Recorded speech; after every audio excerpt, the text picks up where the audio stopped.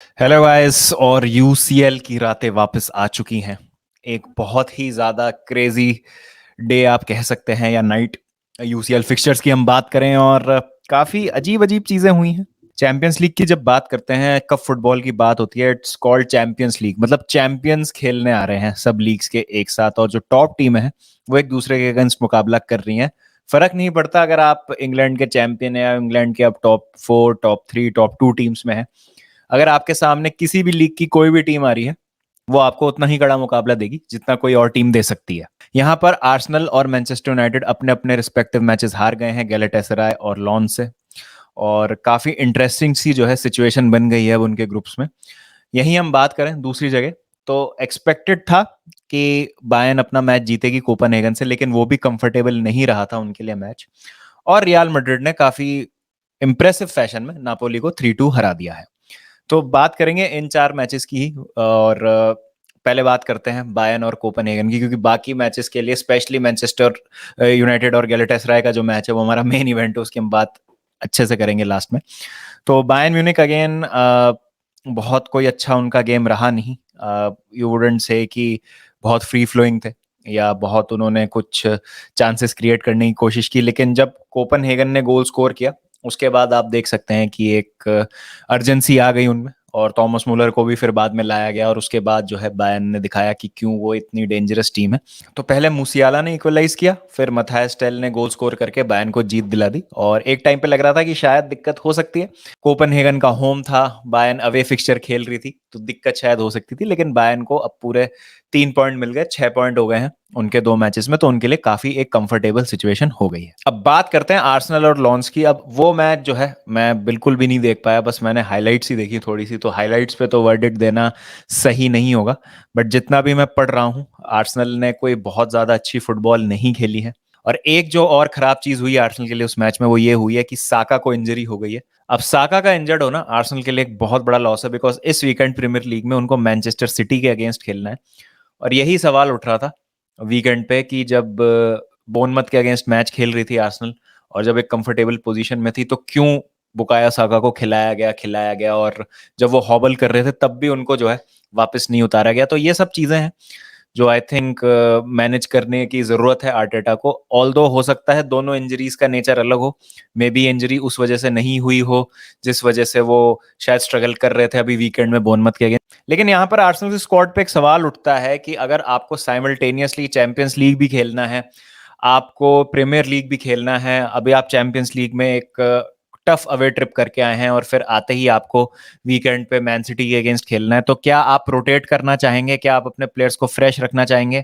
क्या आप चाहेंगे कि आपके जो बेस्ट प्लेयर्स है थोड़ा सा रेस्टेड रहे बिफोर अ बिग गेम? और ऐसा भी नहीं था, आर्सेनल ने कोई सेकंड स्ट्रिंग टीम खिलाई थी। अगर आप देखें तो आज गेब्रियल हेसुस, ट्रोसार्ड, साका, ओडेगार्ड, डेक्लन राइस, काय हैवर्ट सब खेले थे। तो आप अज्यूम करेंगे कि मोस्टली यही टीम खेलेगी आर्सेनल के अगेंस्ट मैन सिटी भी। तो अगर आप अपनी मेन टीम भी खिला रहे हैं, तो ये लॉस आपके लिए एक अच्छी बात नहीं होती है। अगर आप रोटेट करके हार रहे होते तो भी एक सवाल उठता है आपकी स्क्वाड डेप्थ पे और आपकी बेंच पे कि किस तरीके की स्क्वाड प्लानिंग है आपकी, आपकी स्क्वाड डेप्थ क्या है, क्या आपका स्क्वाड एक्चुअली रेडी है साइमल्टेनियसली चैंपियंस लीग और प्रीमियर लीग को टैकल करने के लिए।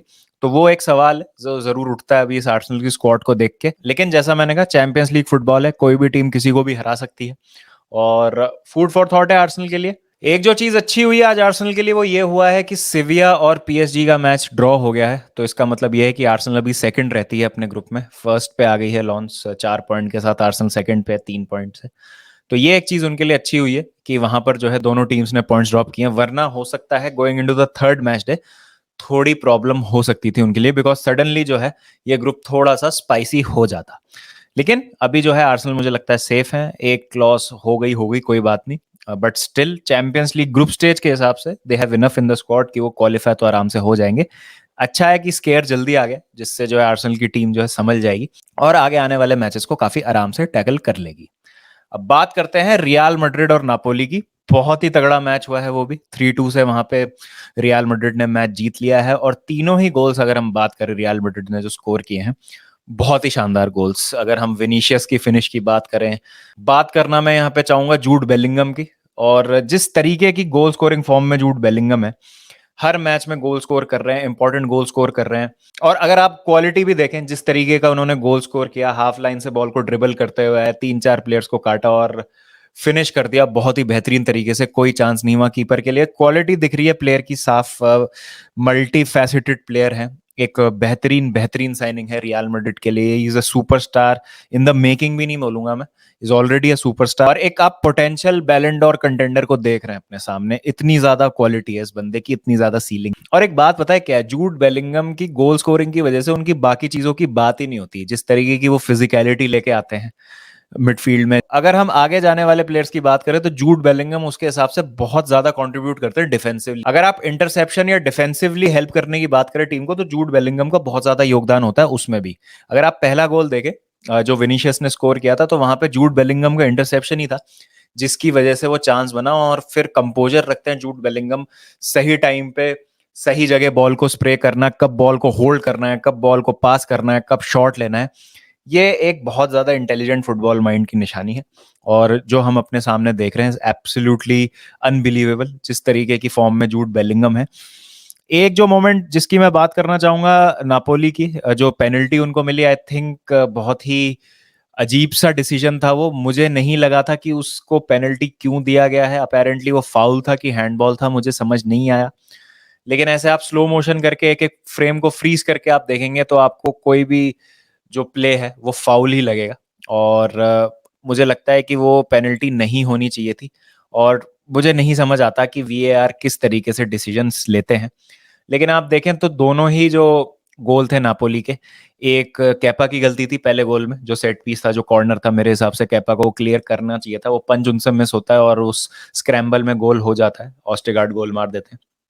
और दूसरा, जैसे मैंने कहा, पेनल्टी जो मिलती है नापोली को, आई थिंक वो पेनल्टी नहीं होनी चाहिए थी। लेकिन उसके बाद दूसरे गोल स्कोर करने के बाद नापोली ने काफी अच्छा अपना गेम अप किया और प्रॉपर उन्होंने कंपटीशन दिया फिर रियल मैड्रिड को। लेकिन उसके बाद वेलवर्डे, और मुझे पर्सनली बहुत पसंद है वेलवर्डे, आप जानते हैं, I am a huge फेडे Valverde fan. और मैंने कई बार भी बोला है कि अगर वेलवर्डे जैसा आपके पास प्लेयर होता है तो बहुत आपकी प्रॉब्लम सॉल्व होती हैं। और जिस तरीके से वो शॉट लेने की एबिलिटी पोजेस करते हैं, टाइम एंड अगेन हमने देखा है कि वेलवर्डे जिस तरीके से आते हैं और आउट ऑफ नोवेयर एक गोल स्कोर कर देते हैं रियल मैड्रिड के लिए। और रियल मैड्रिड की यही खास बात है, जब चैंपियंस लीग फुटबॉल आती है, फर्क नहीं पड़ता किस तरीके की फुटबॉल खेल रहे हैं, क्या फॉर्म चल रहा है क्या नहीं है, कौन प्लेयर खेल रहा है, कौन प्लेयर मिसिंग है, एक स्विच ऑन हो जाता है, कोई दूसरा ही, कोई नया ही मोड जो है वो एक्टिवेट हो जाता है रियल मैड्रिड का चैंपियंस लीग में फुटबॉल खेलते हुए। और बहुत लोग डाउटफुल थे, स्केप्टिकल थे इस फिक्चर से पहले कि रियल मैड्रिड क्या नापोली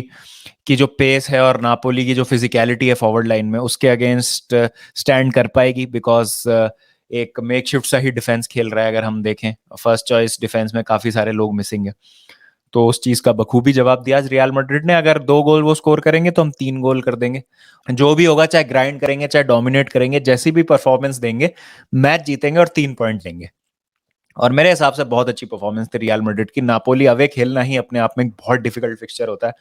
याद होगा आपको, लिवरपूल बहुत बुरी तरीके से हारी थी लास्ट ईयर नापोली से अवे फिक्सचर में, उनका अच्छा नहीं रहा था ट्रिप। और टीम्स जो है उस वेन्यू पे खेलना पसंद नहीं करती हैं usually on the Champions League nights. तो एक मैसिव रिजल्ट है रियल मैड्रिड के लिए, बहुत उनकी भी जो स्थिति है काफी कंफर्टेबल हो जाती है। अब बात करते हैं मैनचेस्टर यूनाइटेड वर्सेस गैलेटासराय की। मैनचेस्टर यूनाइटेड यहाँ गैलेटासराय से हार गई है 3-2 ओल्ड ट्रैफर्ड में, और लगातार तीसरी हार है मैनचेस्टर यूनाइटेड की। पहले ब्राइटन से हारे, फिर क्रिस्टल पैलेस से हारे, अब जो है गैलेटासराय से हार गए हैं ओल्ड ट्रैफर्ड में। तो अगर इस मैच की हम बात करें तो मैं ऐसा नहीं कहूंगा कि Manchester United were absolutely out of ideas. Going forward they were good, chances काफी क्रिएट किए। हॉयलैंड का गोल बहुत अच्छा था, जो पहला गोल स्कोर किया, रैशफोर्ड का एक बहुत अच्छा क्रॉस। एक और ओकेजन पे रैशफोर्ड 1-on-1 थे कीपर के साथ, वहां उनको शूट करना चाहिए था, लेकिन उन्होंने स्क्वायर कर दिया ब्रूनो को, लेकिन वहां पे फिर बॉल क्लियर हो गई। उसके बाद गलती हुई एक गैलेटासराय से, उसका फायदा उठाया हॉयलैंड ने, 2-1 वहां स्कोर हो गया। लेकिन अगर आप देखें, जितना आज ठीक ठाक, मैं ऐसे नहीं कहूंगा बहुत अच्छा था यूनाइटेड का अटैक, बट जैसे मेसन माउंट की परफॉर्मेंस अच्छी थी, एमराबात वाज डिसेंट, हॉयलैंड मेरे हिसाब से बेस्ट प्लेयर थे आज मैनचेस्टर यूनाइटेड के, वो सब ठीक है। लेकिन डिफेंस उतना ही ज्यादा स्ट्रगल कर रहा है मैनचेस्टर यूनाइटेड का, डिफेंस उतना ही ज्यादा खराब है। अगर आप पहला गोल देखें गैलेटासराय को, तो डिएगो डालो बिल्कुल मैस क्रिएट कर दिया सिचुएशन का। 1-on-1 थे, विल्फ्रेड ज़ाहा के साथ एक बॉल आती है और टसल करते हैं ज़ाहा के साथ, हार जाते हैं वो डुअल। ज़ाहा करते हैं उस बॉल को गोल की तरफ डायरेक्ट, और जैसे तैसे वो बॉल जो है गोल के अंदर चली जाती है। वहां पे डालो को थोड़ा सा और स्ट्रांग रहने की जरूरत थी, थोड़ा सा ज़ाहा को और अच्छे से कवर करने की जरूरत थी, और उनकी मिस्टेक थी जिसकी वजह से वो गोल हुआ। और इस मैच का यही थीम रहा कि जब जब मैनचेस्टर यूनाइटेड गोल स्कोर करेगी, गैलेटासराय तुरंत रिस्पॉन्ड करेगी। और मैनचेस्टर यूनाइटेड के दूसरे गोल के बाद हमने देखा कि गैलेटासराय ने 5 या 6 मिनट के बाद ही अपना इक्वलाइजर फिर से स्कोर कर दिया। और अगेन आप जैसा देखेंगे कि वाइड चैनल से क्रॉस आता है, 2-3 पास होते हैं, बैकलाइन पूरी खुलती है यूनाइटेड की, क्रॉस आता है और एक आसान सी फिनिश हेक्टर कोगलू के लिए। और बहुत ही ज्यादा जो है एक आसान तरीके से मैनचेस्टर यूनाइटेड का डिफेंस खुल जाता है। फिर तीसरा गोल जो था, देखिए यहाँ पर एक जो मैं बात बोलूंगा, जैसे मैं वैसे तो ब्लेम नहीं करना चाहता एरिक टेन हाग को, या मैं ये नहीं कहना चाहता कि पूरा ही दोष जो है वो एरिक टेन हाग का है, लेकिन पहली बात तो देखिए ओनाना की वो यहाँ बात करनी पड़ेगी हमको। आंद्रे ओनाना का कॉन्फिडेंस अभी बहुत ज्यादा लो है, और अजीब सी चीज हो रही है आंद्रे ओनाना के साथ। एक जो शिकायत थी लोगों को डाविड डेया से, वो ये थी कि वो एक अच्छे बॉल प्लेइंग गोलकीपर नहीं है। तो बॉल प्लेइंग के लिए ही ओनाना को लाया गया था, और वो ही उनसे नहीं हो पा रही है, उसी में ही वो गलतियां कर रहे हैं। अब जिस तरीके से तीसरा गोल, मतलब तीसरा गोल तो कंसीड नहीं किया, वहां पे पेनल्टी मिली गैलेटासराय को, कैसेमीरो को रेड कार्ड मिल गया अनफॉर्चुनेटली, और वहां पे कुछ कर भी नहीं सकते थे वो, गोल इन एनी केस होना ही था वहां पे। ड्रीस मर्टेंस को सीधा दे दिया था पास ओनाना ने, और मर्टेंस वहां स्क्वायर करने ही वाले थे बॉल इकार्डी को, और एक इजी टैप इन होता है इकार्डी के लिए। लेकिन कैसेमीरो ने वहां पे कोशिश की रोकने की मर्टेंस को, अनफॉर्चुनेटली चैलेंज जो था वो गलत पड़ गया, और दूसरा येलो मिल जाता है कैसेमीरो को, सेंट ऑफ हो जाता है। लकीली फॉर यूनाइटेड उस टाइम पे इकार्डी जो है मिस कर देते अपनी पेनल्टी। लेकिन उसके बाद आप देखिए कैसेमीरो जा चुके हैं, कोई डीएम है नहीं अभी आपका फील्ड में, तो आप या तो कोई सब्सटीट्यूट लेके आइए, कुछ आप चेंज कीजिए, या आप एटलीस्ट शेप चेंज कीजिए प्लेयर्स का जो ऑलरेडी फील्ड में है। तीसरा गोल गैलेटासराय ने कैसे स्कोर किया? अमराबाद ने एक बॉल क्लियर की है, सीधी सीधी, कुछ नहीं था, एक बॉल उन्होंने अपने हाफ से क्लियर की। डेविंसन सैंचेज ने भी कुछ नहीं किया, बस एक अब उस बॉल को क्लियर करने के लिए एक हेडर मार दिया सीधा सीधा, जो कि इकार्डी के पाथ में आ गया, और एक सीधी थ्रू बॉल बन गई वो इकार्डी के लिए। कोई एक बंदा नहीं था उसको इंटरसेप्ट करने के लिए उस क्लियरेंस को। और फिनिश मैं ऐसा कहूंगा, उस टाइम तो देखिए रियल टाइम में लग रहा था शानदार फिनिश थी, बट बाद में जब मैंने फिर से रिप्ले देखा उस गोल का, तो ओनाना की गलती थी। फिर से ओनाना फिर से बहुत जल्दी नीचे चले गए, और इतना कोई अच्छा चिप भी नहीं मारा था इकार्डी ने, जस्ट डिंग किया था ओनाना के ऊपर से, वो भी जब ओनाना नीचे बैठ गए थे। तो ओनाना अगर थोड़ा सा अपने फीट पे रहते, थोड़ा सा अपने आप को बड़ा बनाते गोल के सामने, तो हो सकता है उसको रोक सकते थे, because Icardi already having missed a penalty, थोड़ा सा लो थे ऑन कॉन्फिडेंस, मुझे ऐसा लगता है। तो ये हुआ इस पूरे मैच में। और क्रिस्टल पैलेस वाली जो परफॉर्मेंस थी, उससे बेटर परफॉर्मेंस थी इन टर्म्स ऑफ अटैकिंग, लेकिन यहाँ पर जो है लूक शॉ का मिस, लिसांड्रो मार्टिनेस का मिस, एरन वैन बिसाका का मिस बहुत ज्यादा हर्ट कर रहा है मैनचेस्टर यूनाइटेड को। और उसके ऊपर जब ओनाना इस तरीके की गलतियां कर रहे हैं, तो बहुत ज्यादा मुश्किल है कि आप डिफेंसिवली जो है अच्छा परफॉर्म कर पाए। अब यहां से क्या करेगी मैनचेस्टर यूनाइटेड? मेरे हिसाब से तो 1 गेम एट अ टाइम लेना चाहिए। अब अगले गेम आपके हैं शेफील्ड के अगेंस्ट, आपका एक गेम है, फिर उसके बाद ब्रेंटफोर्ड से आपको एक गेम खेलना है, फिर आपका ईएफएल कप में न्यूकासल से गेम है, मैन सिटी है बीच में जरूर, लेकिन उसके बाद कोपनहेगन से आप खेलेंगे। तो ये सब मैचेस जो हैं जीतने जरूरी हैं, और कॉन्फिडेंस आना बहुत ज्यादा जरूरी है। जैसे हम चेल्सी की बात कर रहे थे, तो चेल्सी भी सेम हालत से गुजर रही थी, लेकिन फिर हमने देखा कि एक लीग कप में विक्ट्री आती है चेल्सी की, कल फुलम को हरा दिया, तो एक फील गुड फैक्टर आ गया। तो फील गुड फैक्टर वापस लाने के लिए आपको मैचेस जीतने की जरूरत है, क्योंकि ऐसा नहीं है कि सारे प्लेयर्स खराब खेल रहे हैं। जैसे आज मेसन माउंट का परफॉर्मेंस मुझे अच्छा लगा, हॉलैंड की मैंने तारीफ की, अहमदाबाद भी ठीक थे, लेकिन उसके अलावा और कोई प्लेयर एज सच, जैसे आप बात करें रैशफोर्ड, अगेन असिस्ट दिया, एक और चांस बनाया, लेकिन ओवरऑल इम्पैक्ट क्या था? ब्रूनो का कोई भी आज, मुझे तो ब्रूनो की कोई प्रेजेंस दिखी नहीं गेम में। तो सीनियर प्लेयर्स को थोड़ा सा स्टेप अप करना पड़ेगा, और मैनेजर को भी थोड़ी सी चीजें जो हैं अब अपने हाथ में लेनी पड़ेगी। बिकॉज देखिए यहाँ पे आप सिंपथाइज कर सकते हैं एरिक टेन हाग के साथ कि डिफेंस में प्लेयर्स नहीं है, बहुत सारे जो मेजर प्लेयर्स हैं वो मिस कर रहे हैं इस समय, और गलतियां हो रही हैं ऑन फील्ड। इन सब चीजों का एरिक टेन हाग कुछ नहीं कर सकते अगर ओनाना आके खुद गलती कर रहे हैं। बट जैसा प्रीमियर लीग फुटबॉल में होता है, यूरोपियन फुटबॉल में होता है, टाइम नहीं मिलता है बिल्कुल भी। और फैंस जिस तरीके से रिएक्शनरी हैं, आपको भी पता है, टाइम ज़्यादा मिलेगा नहीं एरिक टेन हाग को। और एक लिमिट ही होती है कि आप कब तक ऐसे रिजल्ट्स ले सकते हैं, कब तक आप हार सकते हैं। तो देखते हैं किस तरीके से चीज़ें ठीक होती है यूनाइटेड के लिए। लेकिन अगर आप 2 मैच खेले और दोनों हार गए हैं, अपने दोनों इनिशियल मैचेस आप हार गए हैं और आप बॉटम पे हैं अपने चैंपियंस लीग ग्रुप के, तो ये आपके लिए थोड़ी सी दिक्कत वाली बात है। तो देखते हैं क्या होता है। Second half of the remaining fixtures आज होगा, तो उन पे भी नजर रहेगी हमारी, उनकी भी बात करेंगे शाम को। तो मिलते हैं आपसे जल्दी दोबारा, जब तक ध्यान रखिए अपना, टेक केयर एंड पीस।